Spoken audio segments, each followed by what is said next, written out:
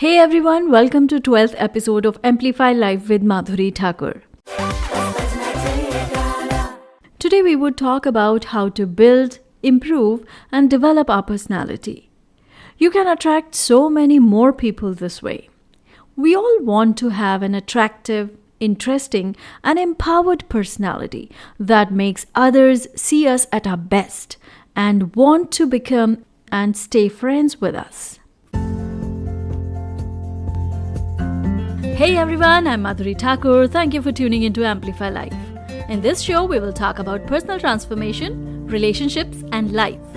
How would we take responsibility for our own life? How can we grow, accomplish our goals, personal, professional, and relationship goals? We will learn how to unstuck ourselves from our limiting beliefs. We would be talking about practical and tangible actions that we can take and implement in our lives. Episode 12. 15 Social Skills for Attractive and Empowered Personality. This episode is brought to you by Nirvara, unique destination for Bhartiya products. You can log into www.nirvara.co.in to buy or sell handmade products. You can follow Nirvara on Facebook at Nirvara eShop or on Instagram at Nirvara_eShop. Nirvara echoes vocal for local. Have you ever wondered why some people leave a great impression on everyone they meet? Did you notice how some of them do it so naturally? Social skills and people skills are learnable skills, and you can improve them to make better first impressions, get people to react positively to you, become more likable, have more influence, and make more and better friends. This is about developing your personality, making it interesting and attractive in a natural way. If you want to build and develop your personality, please know that it comes from within and usually involves making some fundamental changes in mindset, thought process, behavior, and life, which is not always an easy process. It's not a trick or an act, even if it feels strange at first. So where do you want to start if it's not a simple technique? Well, here you go with 15 social skills and how to learn or practice them. So shall we move on? Number 1. Optimism.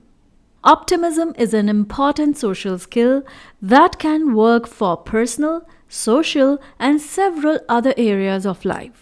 Positivity works like a magnet that attracts any and all.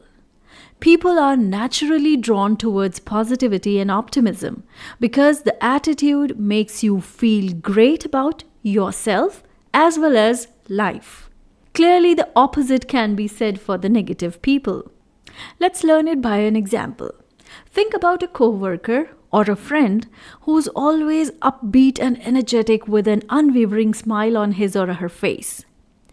And now think about another person who does exactly the opposite, complaining about the work, complaining about the people around, backbiting, and occasionally snapping at you as a consequence of a bad mood.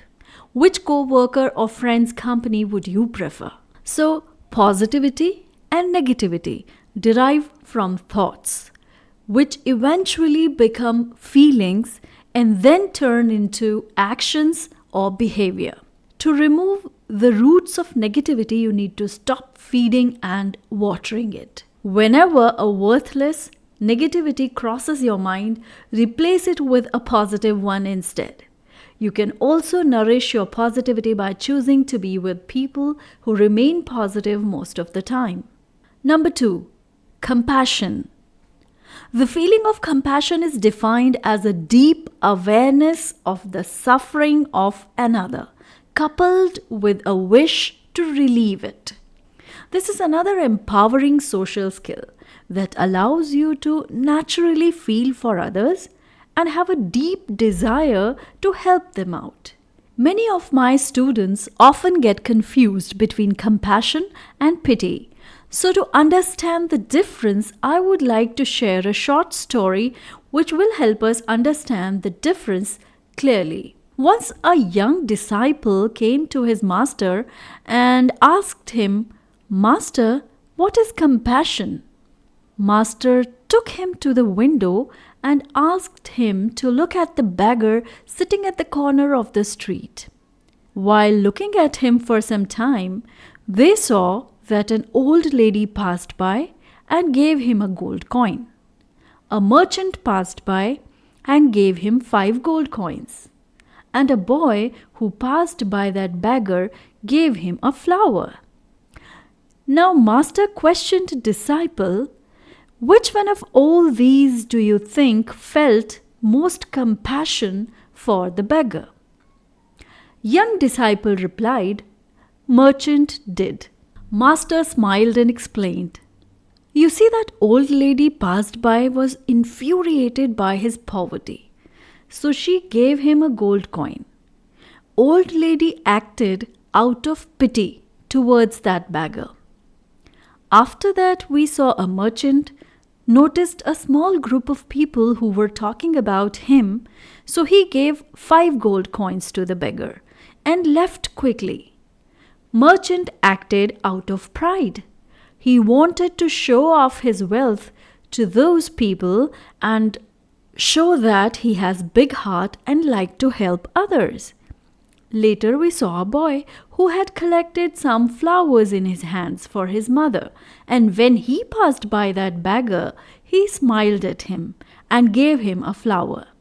That little boy is the one who acted out of compassion." Master continued and explained, "Compassion is far greater and nobler than pity. Pity has its roots in fear. When fear touches someone's pain, it becomes pity. But when love touches someone's pain, it becomes compassion. So, to understand compassion, we should understand that all beings are same and suffer in similar way. We should honor all who suffer and know that we are neither separate nor superior to anyone. Alright, so I hope this story would have helped you understand compassion. To learn compassion, you need to carefully listen when someone tells you about a problem or suffering. Try to relate the problem they are described to a similar situation you once had. Next, try to find ways you can help either by pointing out your own solution to a previous or a similar problem or suggesting something new. Get involved with the sufferer whenever possible. Doing charity in your neighborhood or work for social organization is another way to cultivate compassion. Number 3, politeness. Mannerism or politeness is a trait your teachers, parents, or society may have taught since the day you were born.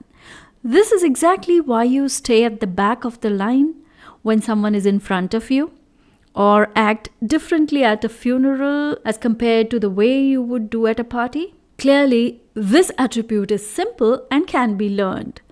Making an extra effort to be polite shouldn't be too difficult if you are careful about what you say before you say it. Think twice about your words before you say them and always avoid negative emotions or words. Encourage yourself to speak politely by using words such as please, thank you, sorry, and excuse me often. Your sugar-coated response will eventually kick in, and you will get into the habit of being polite every time. Here I want to convey strongly that being polite is a very empowering social skill, or a leadership skill, or a personality trait, which makes you strong and not weak. You can be strong and powerful, yet polite. Number 4, honesty. Politeness can at times come into conflict with the desire to be honest. How can we overcome this dilemma? The trick is to balance both. While being polite might mean giving false, incomplete, or inaccurate information, speaking your mind would deem you rude. However, being overly polite all the time would give the image of a fake or deceitful person. The trick is to be polite even when you're trying to be honest. Start on a positive note, then follow with the negative news. For example, instead of throwing an abrupt no, you can say, I would love to help, but currently, so. Number 5, emotional intelligence. Speaking on this vast topic won't be enough in this episode. It normally takes a few workshops.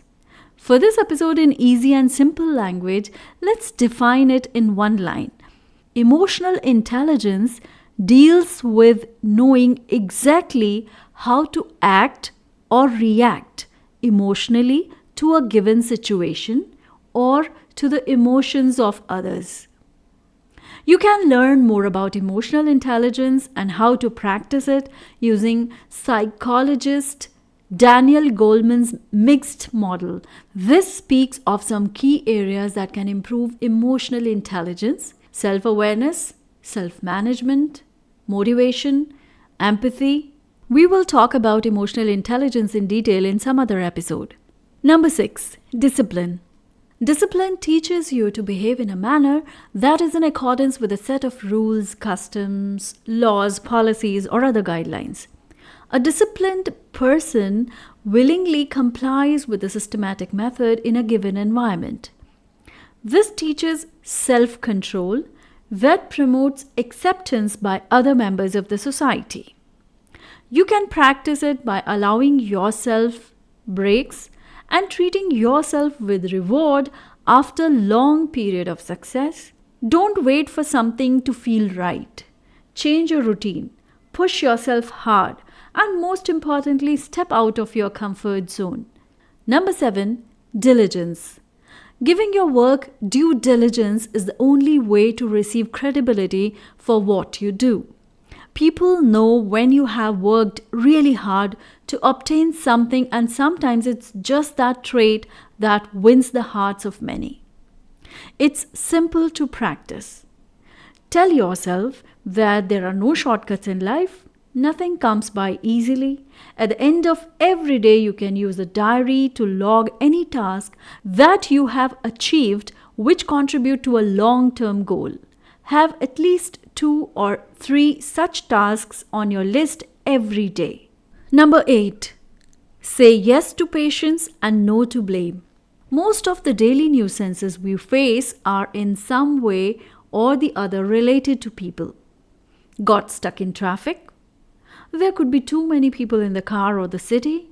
The internet won't work. It could be due to fault at the main server, which eventually a bunch of people need to fix. Human error is natural, but it doesn't mean that you find someone to place the blame on. Experts say that patience is a skill and very much a social skill. Instead of playing the blame game, practice patience by using meditative techniques. Before exploding into a fit of anger, take a few seconds to think about what is making you so mad. After identifying the trigger, take deep, slow breath, one at a time. Close your eyes while you do this and count to 10. Think of the moment as an activity that is testing your patience, and in order to pass the test, you need to react in the most sensible and constructive manner. Visualize the ideal reaction and try it out every time. Number 9, affability or courtesy. It goes without saying that in order to be social, you need to learn sociability. To be specific, gentleness or affability or courtesy deals with how well you get along with people. Do you seek loneliness? Or do you love hanging out with people, laughing and chatting about anything that concerns life? According to Stephen Elliott, if we increase social skills, we see commensurate increase in academic learning. That doesn't mean that social skill makes you smarter. It means that these skills make you more responsible to learning. Social people always have a friend or two who is more than willing to help. A strong man or woman is always ready to help others. They voluntarily offer their help where it is required. They don't do it to look good in others' eyes. They do it because it makes them feel good. You become strong by helping others.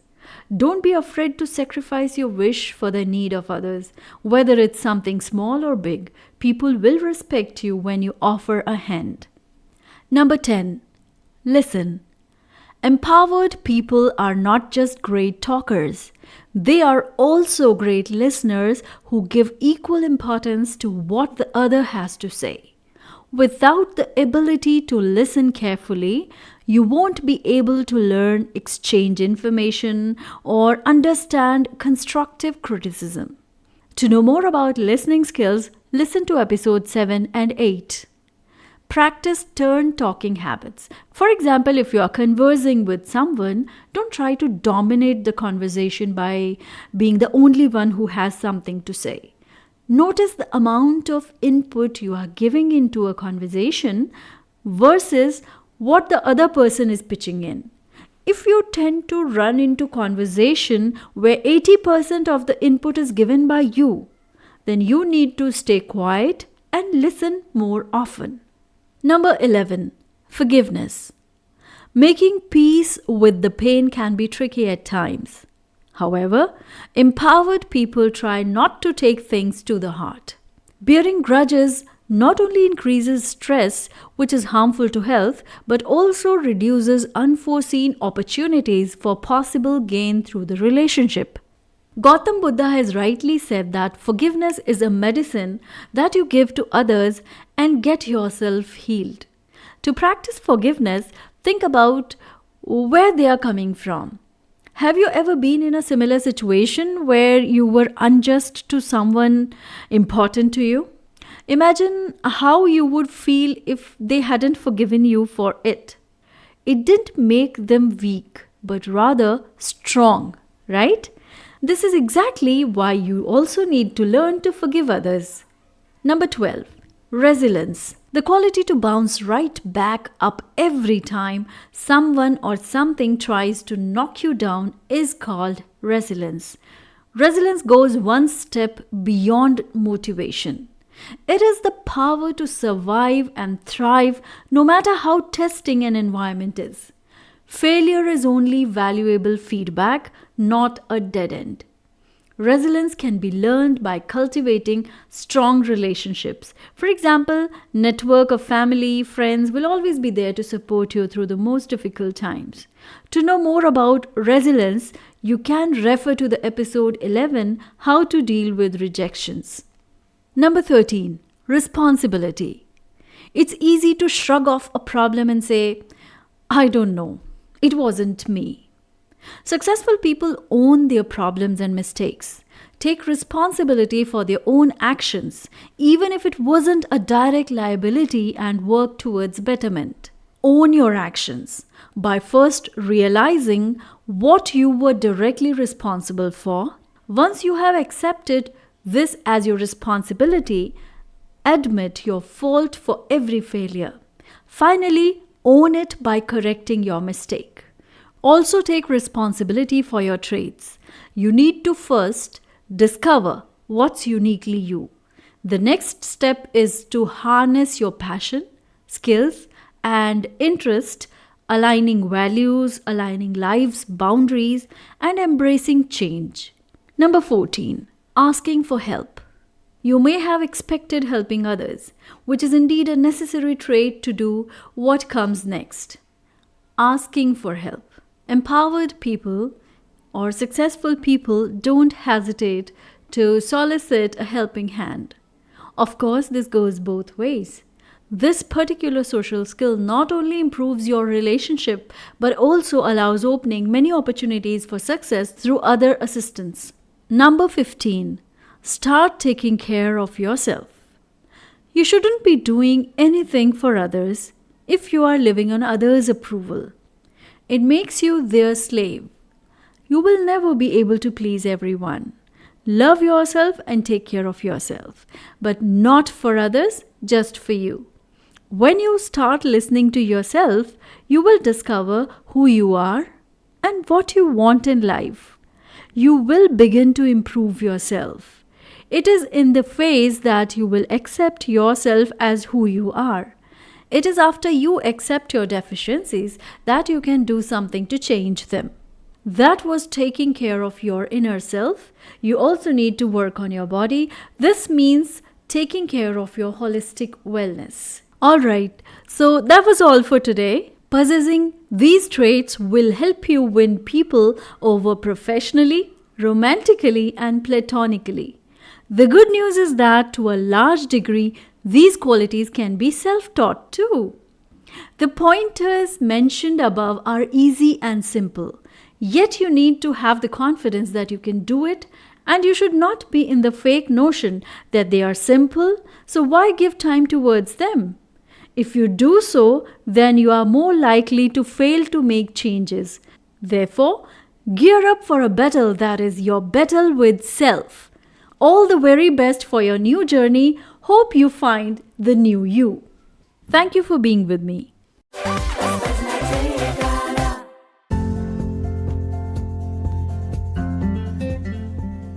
Catch you in the next episode. You can write to me if you want me to take any topic or question of your choice related to personal empowerment, relationships, and life in your own show, Amplify Life. Also, you can book your consultation for relationship coaching with me through Facebook for one-to-one or a couple session. You can contact me for relationship coaching workshops in your society, club, or organization.